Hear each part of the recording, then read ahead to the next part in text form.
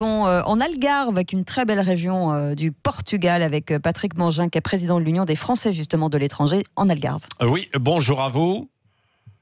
Oui, bonjour. Quelle est la situation alors au Portugal et puis en Algarve?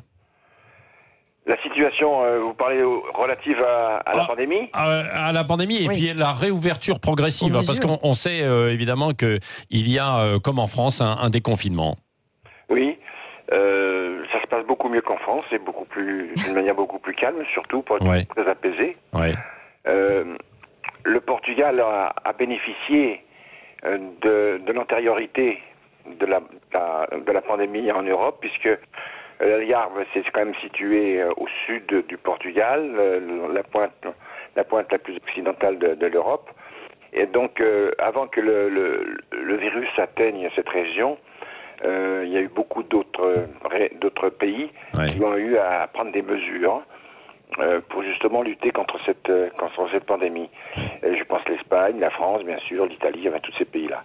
Et donc, quand le virus a commencé à atteindre le Portugal, et notamment l'Algarve, disons que le gouvernement portugais avait pris les bonnes décisions, avait anticipé énormément et avait pris des bonnes décisions. Il se trouve en plus que le Portugal, le Portugais, je dirais, est une personne qui est très respectueuse des ordres, qui respecte énormément les lois, et donc ils ne sont pas du tout, c'est pas un peuple tricheur. Vous voulez dire comme les Français, par exemple? Comme nous, quoi. C'est ça.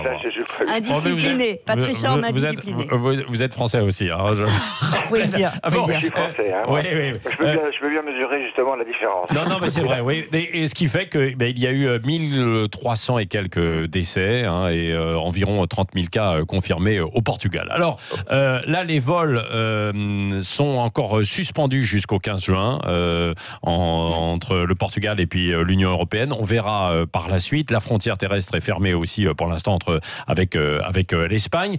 Et pour cet été, on annonce que les touristes étrangers seront les bienvenus au Portugal sans quarantaine à l'arrivée. C'est assez quand même étonnant. Hein. Oui, pour le moment c'est ça. Mais vous savez, ça peut changer aussi d'une semaine à l'autre. Oui. Parce que c'est comme partout, la législation, les règles. Et ça dépend qui, peut-être. Oui. Ce qui veut dire que là, la saison touristique pourrait avoir lieu en Algarve et puis au Portugal. Avec des restrictions quand même. Avec des restrictions, oui. Les restrictions qui sont prévues pour le moment, mais ça peut toujours changer, comme je viens de le dire avant. Oui. Ces restrictions concernent notamment l'accès aux plages, où il se dit qu'il y aurait des feux à l'entrée des accès aux plages. Un feu rouge, un feu orange, un feu vert. Le feu vert veut dire que vous pouvez rentrer sur la plage. Vous avez, il n'y a pas trop de monde. Le feu orange, attention, ça commence à être bien rempli.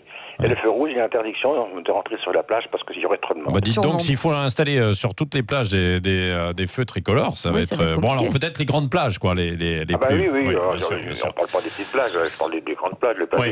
Écoutez, on va sur les cafés, les restaurants. Pour l'instant, c'est toujours fermé. Les restaurants sont ouverts depuis lundi dernier, je crois. Ah, d'accord. Parce que j'avais cru comprendre que les cafés, etc. Oui, certains restaurants sont ouverts. Par contre, les cafés en terrasse sont encore fermés. Voilà, c'est ça. Mais ça devrait changer le 6 juin. Oui, le 6 juin. Merci beaucoup, Patrick Mangin, président de l'Union des Français de l'étranger Algarve, donc au Portugal, d'avoir été avec nous en ligne ce matin dans le Grand Matin, en ce lundi 25 mai. Ma chère Cécile, on se retrouve demain. Ça passe vite. Avec Restez avec nous. Absolument. Et puis dans un instant, c'est Valérie Expert qui reçoit Jean-Luc Reichmann avec Gilles Gansman. Et puis et puis tout au long de cette matinée, après André Berkoff, après tous les rendez-vous de la journée. Voilà, c'est ça. Et nous, on se retrouve demain matin. On vous embrasse. Salut, à demain. Ciao.